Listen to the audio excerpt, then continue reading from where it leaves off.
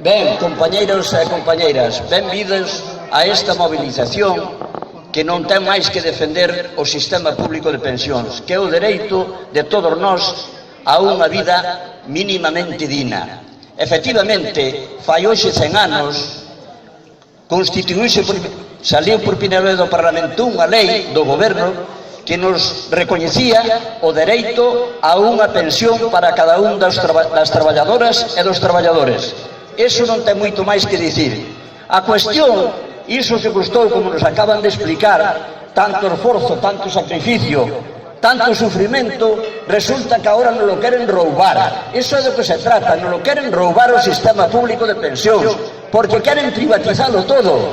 E non lles importa o que lle poida pasar a xente e aos traballadores e as traballadoras. Ese é o tema de fondo. E por que non lo queren roubar? Dicindo que non hai cartos para financiar as pensións, porque as cotizacións son baixas, pero non explican que as cotizacións son baixas porque os salarios son pírricos, e quédanse con eles o que nós producimos os traballadores e as traballadoras. Pero non hai cartos e minten descaradamente.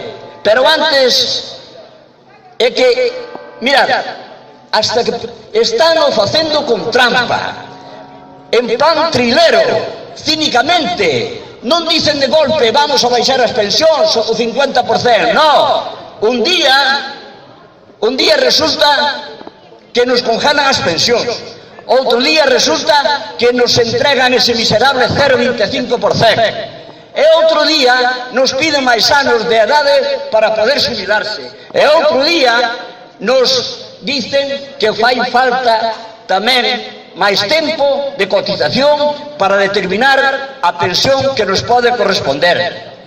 Son uns cínicos, son unha trampa, non saben actuar de outra maneira, máis que con trampas.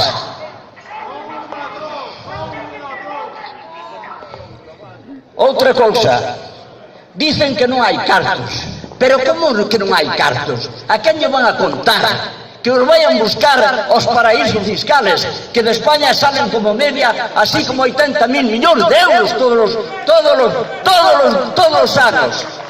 E a corrupción e o malgasto, canto hai en corrupción e o que se lleva aos bancos, como que non hai cartos? Pero hai que dicirlle algo máis cousas. Hai moitísima riqueza en todo o mundo e en España. E esa riqueza que regenera o esforzo productivo dos traballadores e das traballadoras. Estas casas que vemos aquí é o fruto do traballo das traballadoras e dos traballadores. E iso é riqueza, e é riqueza nosa, e é riqueza que faramos nós, e é nosa, e temos dereito incluso a reclamar as esas. Claro que hai diñeiro, e esa riqueza, pero quen fixo as universidades? Quen fixo os hospitales, os portos, os aeroportos, as autopistas? Os hospitales, os institutos, os centros de saúde, os colexios, que nos fixo? Sabedes que nos fixo? Armar dos traballadores coa súa inteligencia profesional. E iso é o que realmente genera riqueza e genera benestar. O que pasa é que eles apalancano, teñen a chave da economía, teñen a chave do que nós producimos, porque os que generan riqueza non son os que están sentados nas poltronas dos consellos de administración, non, son os traballadores e as traballadoras co seu esforzo traballo, coa súa man e a súa inteligencia profesional, ni máis ni menos, de aí sale. Por lo tanto, hai cartos e hai riqueza e é nosa, a que a sorte queren.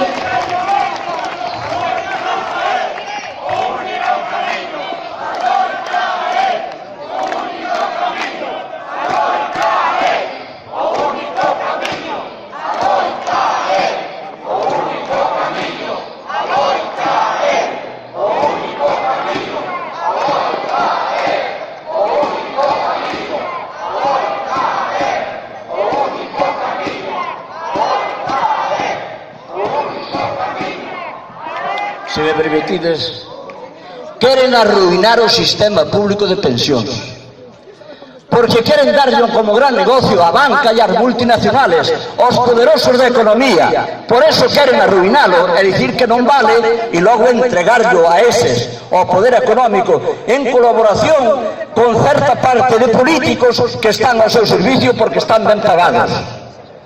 Non é por outra cousa. Ben, queren facer todo iso, pero vamos a paralos. Xa os empezamos a parar. E vamos a seguilos parando, porque isto hai que plantarlle cara. É unha injusticia de principio a fin, porque vivimos nun sistema que se chama capitalismo, que moitos dalle vergonza dicir esa palabra, pero é tan real como a vida misma. Un sistema que por raíz e por necesidade é injusto, é cruel e a este asesino, porque morre moita xente por culpa deste sistema. Explico por qué. Mirad, no mundo xenérase riqueza para 12.000 millóns de seres humanos e somos 7.000 millóns. Sabedes, casi se dobla a capacidade de riqueza que hai e de alimentos para alimentar suficientemente a toda a humanidade. Pois non, sabedes cantas persoas morren de fame todos os días? Entre 30 e 45.000. E outro dato máis sangrante, morren 200.000 nenos cada semana no mundo por enfermedades evitables, como o sarampelo ou a porferina. Sabedes cantos cartos son necesarios para arreglar ese gravísimo problema, ese insulto á humanidade, que morran 200 nenos cada semana? Sabes como se resolve? Co que custa un solo día en gastos de defensa, en gastos militares, en tanques, en avións. Por eso, este sistema é injusto, este sistema capitalista é cruel e acaba con nós e co planeta, porque a eles non lles importa incluso reventar o planeta, porque só queren producir máis a toda costa para encherse máis de cartos que xa non saben que facer con eles. Algúns deles, ainda que viviran 1000 anos, non os podían gastar, pero son insaciables.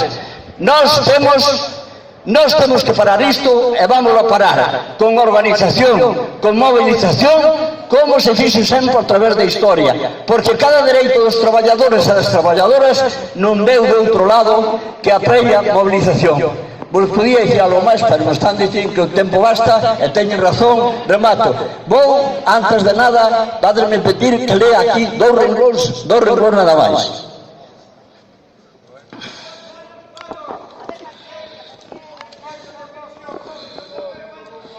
Mirad, aquí está con nós un amigo e compañeiro e membro de Modepen que se chama Xavier Pérez da Vila.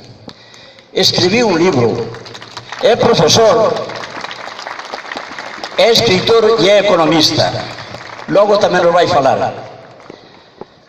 Escribiu nun seu libro, nun dos últimos seus libros, que se titula Alén da casta, máis alá da casta.